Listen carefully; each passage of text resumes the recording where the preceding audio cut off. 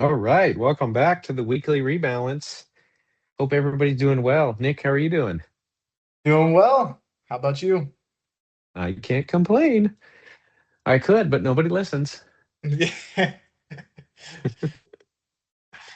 Oh boy, it's been a wild week. This be the way it Volatile, goes. right? I could complain about that. It's been volatile. Yep.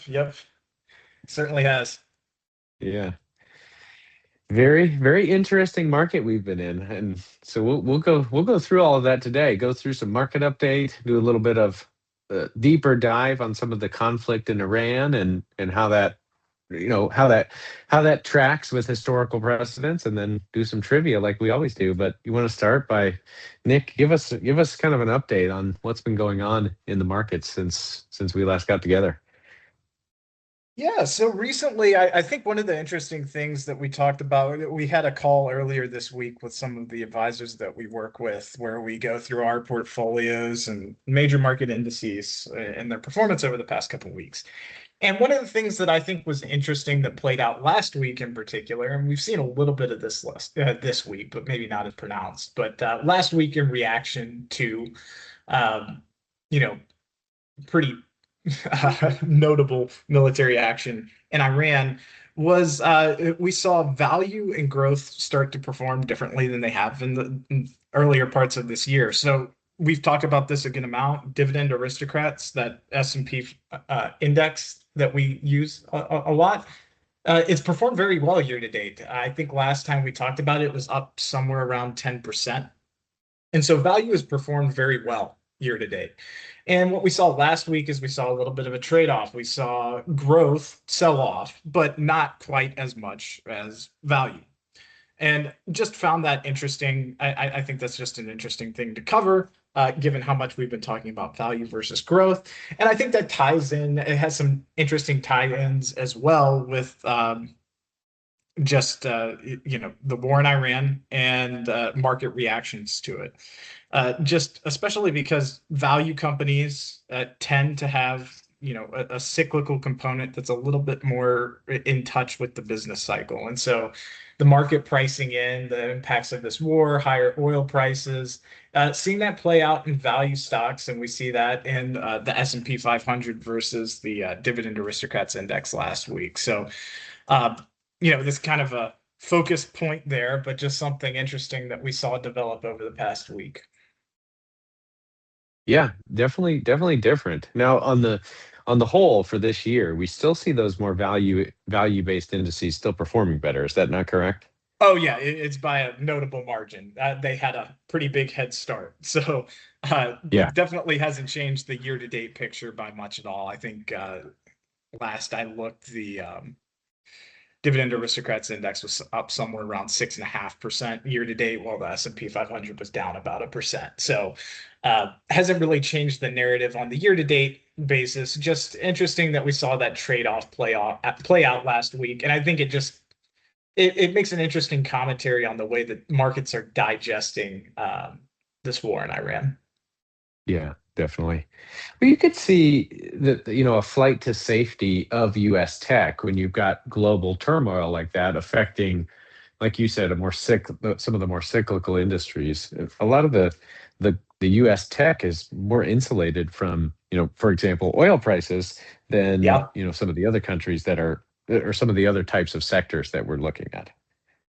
Yeah, and a lot of these growth companies, they have secular growth trends that they're trading on, as opposed to being very dependent on the business cycle for their success.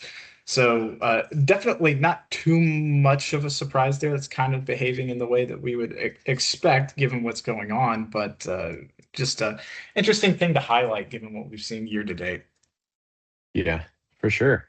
Absolutely. Do you still like value? And I guess, do you still like the rotation out of growth stocks? Do you still think they're too pricey, or are they starting to look attractive? Yeah, I think I still like value right now. I think growth is becoming more and more appealing as time goes on, especially with what we've seen earlier this year. A lot of the Magnificent Seven names, um, you know, while they're still kind of pricey relative to other stocks. They're not nearly as pricey as they were a few months ago. And there's a lot of growth names that are like that. And with a lot of these geopolitical events impacting, the business cycle, expectations for the business cycle, I think it's one of those things that we're keeping an eye on, at least. Growth is becoming a little bit more and more attractive, but I still like the value tilt that we have right now. Just starting to take a look back at those growth names now that things have shifted a little bit.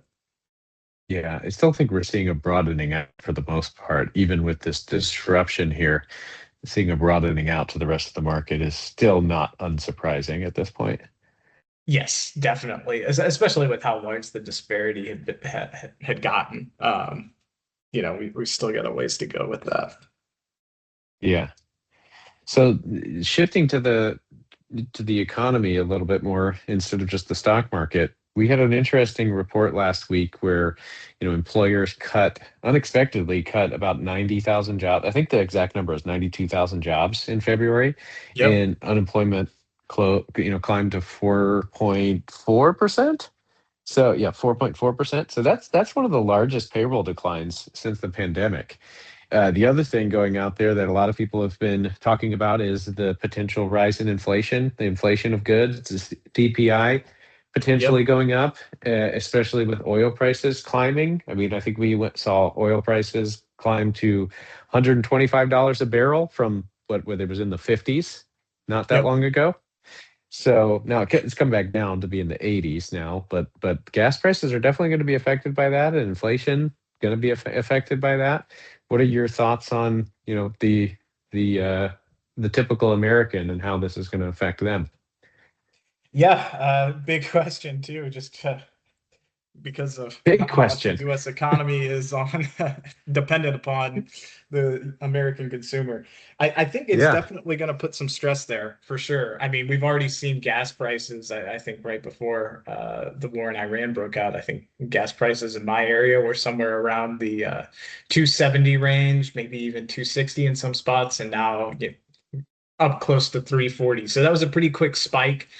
And even if we get the oil flowing through the Strait of Hormuz again, it's going to take some time for that to actually hit the pumps, get to refineries and hit the pumps, um, and just provide more supply for the world. Again, the U.S. maybe not being the most directly hit by the flow of oil because a lot of that's going to Asia, but definitely pushing up prices globally. So definitely putting some stress on the consumer. Again, that tie into the business cycle, things like that, seeing a bit of a repricing going on uh, there. I really think, though, that the big outcome or the big difference in outcomes here is going to be how long this conflict goes on for. You've got Trump saying that we're ahead of schedule, that it's going to be quicker than 5 weeks, potentially 5 weeks being the initial timeline that was laid out. And then you've got skeptics that are saying that it's likely going to draw out for longer than that. And I really think that a lot of the impact, the worst case scenario obviously comes the longer and longer this thing drags out. So it's tough to say at this point, especially depending on who you're listening to for how long this conflict is going to go on for. But certainly, the more prolonged it is, the more pronounced the impact it's going to have on markets and the U.S. economy. Yeah, certainly. Certainly, yeah. For the U.S. consumer, hopefully it does not last long, but we'll see. Very very interesting. So moving on to our research of the week, we've had, tying into the conversation we were just having, we've recommended an increased international in our portfolios, both last year and in this year. We actually increased it from 30%, which I would say is higher than the average US asset manager, to 35% at the end of last year, which has been a good call thus far. But what do you think about that, Nick? I don't know. I mean, it certainly is something to consider. It's certainly worth reassessing. Is an international allocation, an overweight to international, still appropriate, or is that something that we want to reconsider? Yeah, it's definitely been something that we've talked about a good amount here recently, just because a lot of this. conflict, the bottlenecking of oil is going to be felt more acutely abroad as opposed to the US, and potentially poses more of an issue for companies abroad, things like that. Um, that being said, we're still trading at historically low multiples abroad relative to the US. Now, it's caught up a bit. Over the past year, we've seen international start to outperform relative to the US. And so that valuation gap has narrowed closer to where it's been historically, but we're still cheaper relative to the historical values that international companies have traded at relative to the US. Now, international companies have always traded at a discount to the US, or have predominantly traded at a discount to the US.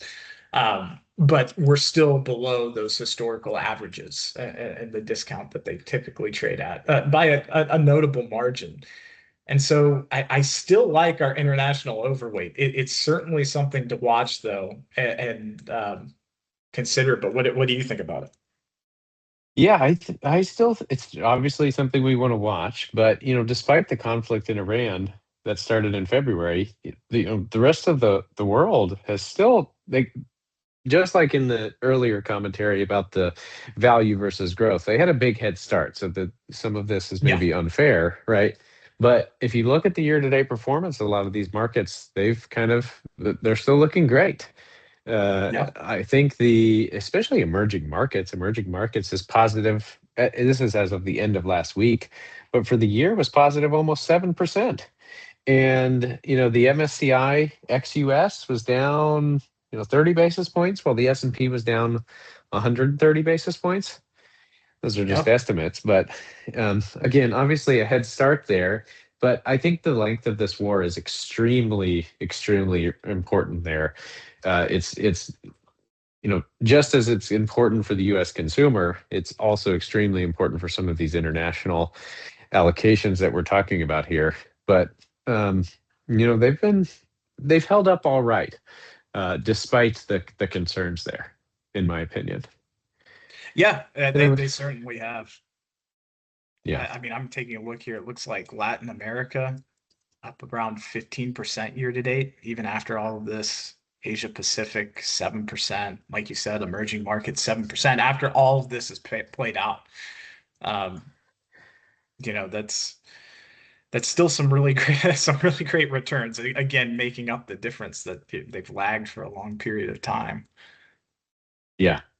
Well, and I think the other point that you brought up earlier, which is extremely relevant, is we're still trading at big discounts relative to even what's normal.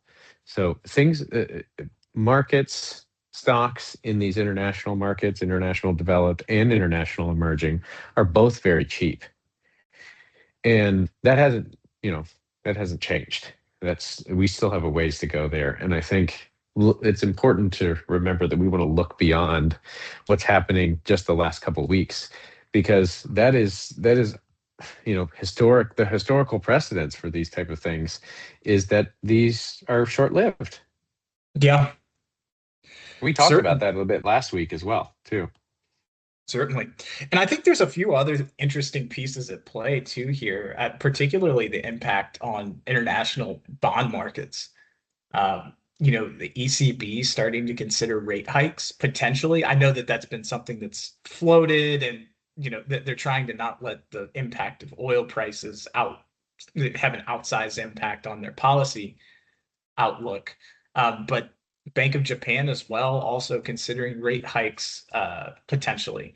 And that's going to be a positive force for their foreign currencies relative to the US dollar as money flows over there, which would also add some tailwind to international performance, at least in stocks denominated in those currencies as well. So that's another thing to keep an eye on now, maybe down the road, because changes in interest rates have a pretty pronounced lagged effect on equity performance, and all of those markets are tied together with the US, but potentially down the lines, that tightening may weigh on equity returns. But for right now, in the short term, if something like that were to happen and markets digest it well, potentially could be a positive force for currency return for foreign denominated stocks. Yeah, yeah, that makes sense. What's your thought on gold? I don't know what to think about on gold anymore. We've talked about it so much. It's hard to project where it's going to go from here. Yeah, 20% for the year still, but it's been I volatile, know. right? I know. It's hard to project where it's going to go from here. I mean, you got to think if we keep on having events like we've been having here recently, gold's going to keep on going higher. Um, You would think so. It's been interesting on some of the most volatile stock market days. You've also seen gold go down. I know. I know. That's why it's so tough. It really is tough because I think it's shot up so quickly that it's not um, exhibiting its historical relationship with geopolitical events. Just given how pricey it's gotten so quickly. Yeah. Is it just, do you think it's just the price? The price is too high, and that's why any sell-off, people are selling their portfolios and gold just gets caught up in the sell-off, or do you think it's something different than that? I don't know. It's tough to say. I mean, I think part of it has got to be the price of it and just the current valuation. Yeah. I think that's at least a contributing factor. What do you think? I, I I think so. Yes. It just is it's a little bit counterintuitive because you'd think what's the money going into if you sell your gold? Yeah, Would you rather have cash than gold at this yeah, point? that's a great question. I think we might have briefly discussed that either last week, but basically wondering where all the money was going because bonds were down, gold was down, stocks were down. Where Yeah. was the money going? Oil. Not Yeah. maybe not Maybe. directly, but that was about the only thing that was going up. Um, uh, yeah, I don't know. Yeah, I just yeah, you go on ahead. I guess people go into cash. The unfortunate thing about that is, I don't know that the dynamics that are pushing people into cash as a hedge for inflation and continued government spending, cash doesn't make a lot of sense. So I No. do think that gold kind of gets caught up in the sell-off there. But a lot of the trends that have kept gold going higher and higher, and we discussed this at the end of last year as well, because we had almost a 70% return in gold last year. Yeah. 65, 70% return. And then we've had another 20 this year. But that was it would have been easy to say at the end of last year, oh, it's gone up so much, it's going to sell off just because the price is too high. Yeah. But a lot of the fundamental factors that have driven gold higher, they're still there. Governments are still spending. Volatility has come back. So, what's the catalyst to send gold lower, other than just a broad sell off? Yeah, I mean, I guess if we got a lot of stability, geopolitical Oh, stability out of nowhere, that's not typically the type of thing that happens. Or if a yeah, central bank stops buying, um, yeah, or I don't really governments see that stop likely spending. either. Yeah, Yeah. so we see government stop spending, geopolitical peace, global peace, everyone getting along, and what was the other thing you said there, Nick? Oh, I forget now. But Things that don't seem oh, very central banks stop buying. That's right. central bank stop buying. Yeah, so uh, no government spending, peace, and central bank stop buying gold. I don't know that that's in the cards. Now, again, the catalyst against gold is just the price is really high. It went up really quickly, but all the fundamental elements that would drive gold higher, they're still there. Yeah.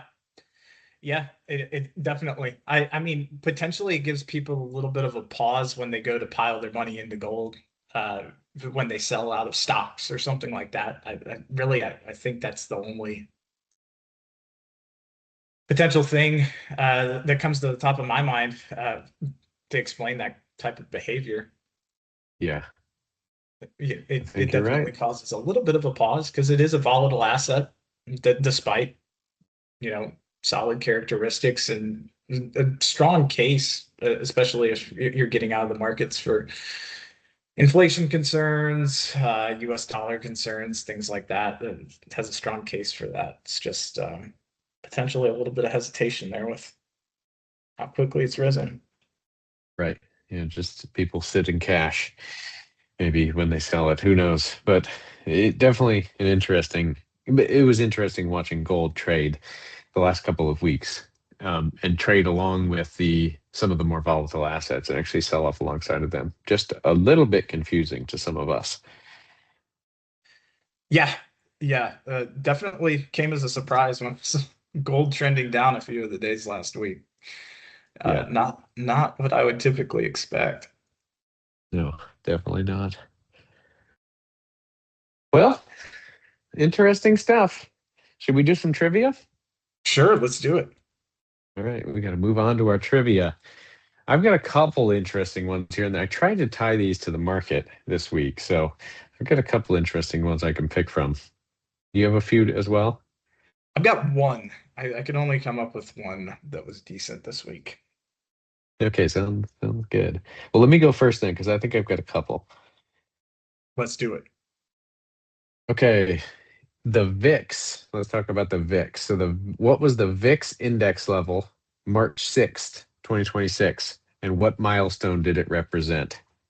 March 6, 2026. Let's see. That'd March be 6th. Just think the 5 days peak ago. volatility. Yeah, just think peak Yeah. I, volatility during this sell-off.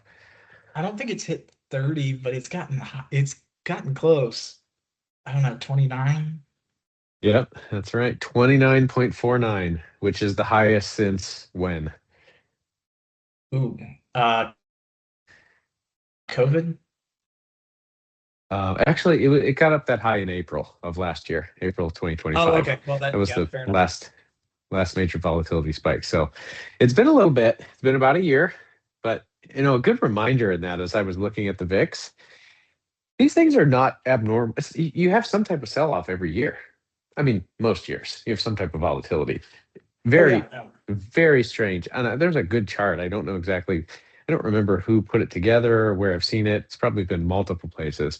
But there's a good chart that lines up the yearly returns for. I think they use the S&P 500, and then it shows the intra-year declines during each of those years. And you'll see these years, it's like positive 30, positive 10, all these positive years for the most part, right? Which makes Yeah. sense. The S&P has gone up and to the right for I mean, there's interruptions in that, but a lot of positive years in there. But there's a lot of drawdowns even in those positive years.